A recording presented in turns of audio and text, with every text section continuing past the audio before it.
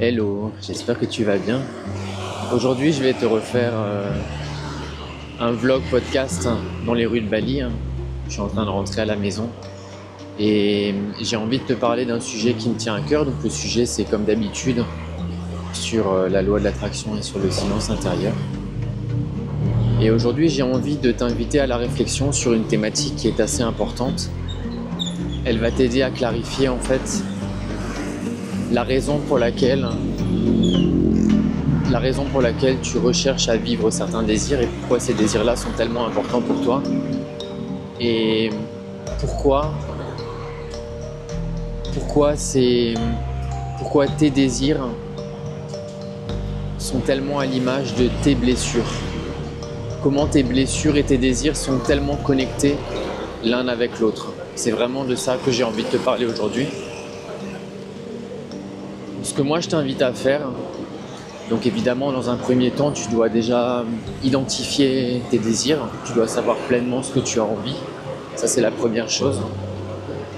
Tu dois pouvoir savoir clairement et avec une grande clarté qu'est-ce que tu as envie dans ta vie, peut-être de plus d'abondance, d'une belle relation d'amour, de belles amitiés, de nouvelles rencontres, d'une meilleure santé. Tu dois savoir ce que tu as envie et tu dois savoir quels sont tes désirs. Ça, c'est la première étape. Ensuite, ce que moi je t'invite à faire, c'est essaye de faire des imaginations et des visualisations où tu es en train de vivre la réalisation de tes désirs. Donc tu vois, par exemple, je vais te donner un exemple. Si peut-être tu as envie d'avoir plus d'abondance dans ta vie, tu as envie d'avoir plus d'argent, essaye de plonger dans ton imagination et de vivre pleinement une situation où tu es en train de vivre cette abondance. Tu es en train de la vivre pleinement. Peu importe, tu es peut-être en train de regarder ton compte en banque sur ton ordinateur. Tu es peut-être en train de discuter avec ton banquier ou ta banquière qui est en train de te féliciter sur l'argent que tu as sur ton compte bancaire. Peu importe, c'est à toi de trouver une scène. C'est à toi de trouver une scène où tu pourras ressentir pleinement la réalisation de ton désir dans ton imagination. Plonge-toi à l'intérieur de toi-même et ressens pleinement ce que tu es en train de ressentir. Je te le répète, plonge dans ton imagination et vis pleinement la réalisation de ton désir, pleinement, pendant 15 minutes, 20 minutes. Et lorsque tu es en train de faire ça, ressens les émotions que tu es en train de ressentir. Chaque personne, même pour un désir qui est identique, chaque personne va ressentir des émotions qui seront différentes.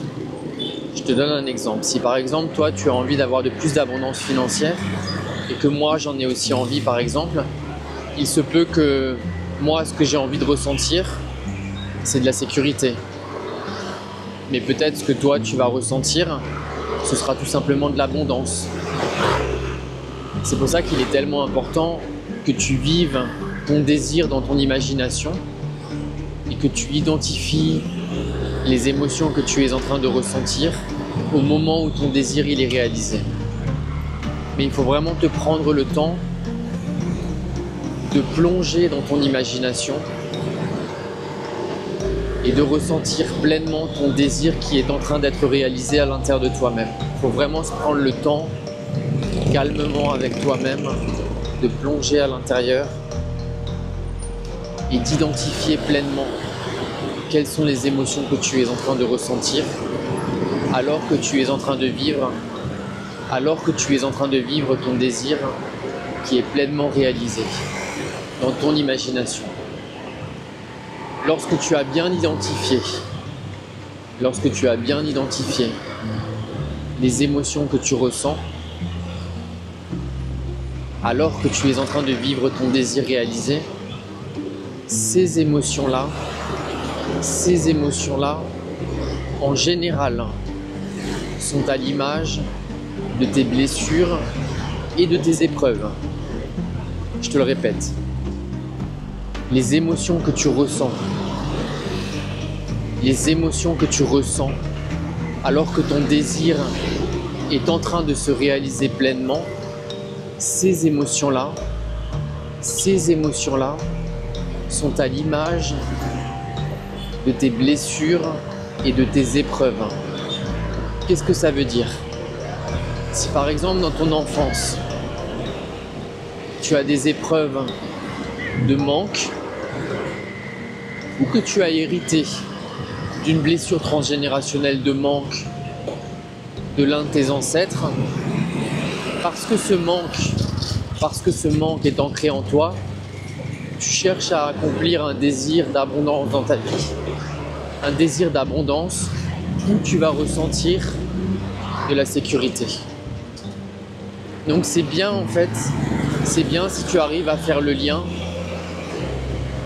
entre la volonté de réaliser un désir, la volonté de ressentir telle ou telle émotion en lien avec tes blessures et tes épreuves. Ça te permettra de faire le lien plus facilement.